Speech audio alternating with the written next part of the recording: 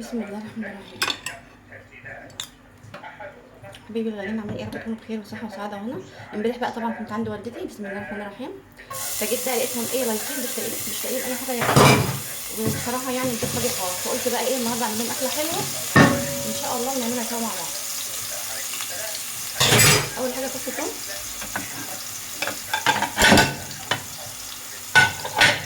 تمام.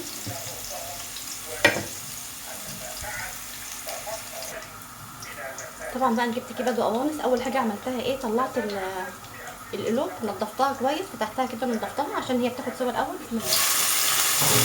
فبنزل بقى الاول شويه وبعدين ايه اول ما ناخد باقي حاجه، تمام.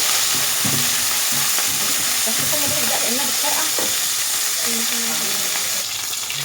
طبعا بقى ايه بقت الكبده معايا انا نقعها في خل وليمون كتير يعني. فاهم شيء يكون عندك النظافه كويسه جدا لانها هي فيها بتكون ايه، شايفين بقى الريحه وشايفين كمان الحلاوه. اول حاجه هنزل بقى هي ايه، الطماطم.